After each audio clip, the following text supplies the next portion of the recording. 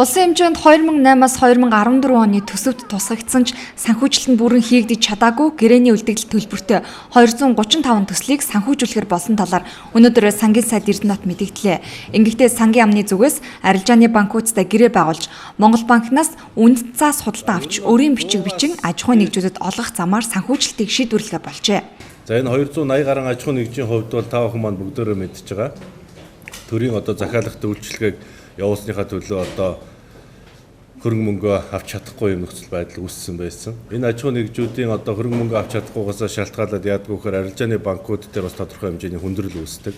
Ямар хүндрэл үүсдэг вэ гэхээр үйл ажиллагаагаа явуулахын тулд мэдээж арилжааны банкудаас тодорхой хэмжээний санхүүгийн дэмжлэг аван зээл аван эргээд санхүүжилтээ авч чадахгүй байгаа тохиолдолд бол зээлээ төлөх юм нөхцөл бололцоо нь бол хязгаарлагддаг, хүндэрдэг. Тэгэхээр энэ маань эргээд Монгол улсын маань санхүүгийн зах зээл дээр бас хүндрүүлэх нөхцөл байдлыг бол бий болгосон.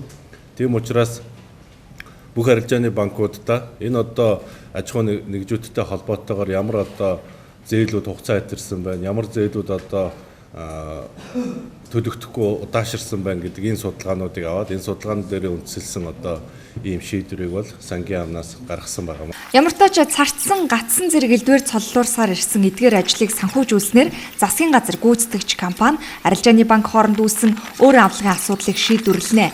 Ингээд тухайн аж ахуйн нэгжийн үйл ажиллагаа хэвийн үргэлжилж цалин нь тогтворчхоос гадна арилжааны банкудад ч зээлийн хугацаанд төлөх зэрэгээр цаашлаад улсын эдийн засаг зах зээлд сайн нөлөөтэй хэмээн харж байна. Манай санхүүгийн системд бол та бүхэн маань энэ статистик тав мэдээллүүдээс харж байгаа арилжааны банкуд дээр байгаа найдваргүй зээлийн хэмжээ өслөө, хугацаа хэтэрсэн зээлийн хэмжээ өслөө гэдэг энэ зүйлүүд бол нэлээх яригддаг. Тэгэхээр энэ зүйл маань бас бид нар арилжааны банкны энэ зээл авсан аж ахуйн нэгжүүдтэй уяад тэр арилжааны банкнд нь тухайн аж ахуйн нэгжийн векслийг бичээд өгсөн тохиолдолд бол нөгөө хугацаа хэтэрсэн чанаргүй зээлийн хувь хэмжээ буурах.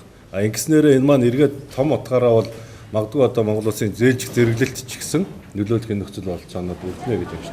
Гэхдээ санхүүжилтгүй болсон бүх төслийг хамруулж чадаагүй гэдгийг хэлсэн нэн тэргуунд тухайн төслийн ажлын гүйцэтгэл 80-аас дээш хувьтай байх шалгуурыг тавьжээ. Санхүүжилтгүй улмаас зогсоод байсан эдгээр 286 аж ахуйн нэгжийн төсөл донд цэцэрлэг, сургууль зэрэг Монгол улсад тулгамддаг нийгмийн салбарын ажиллаж байгаа юм байна.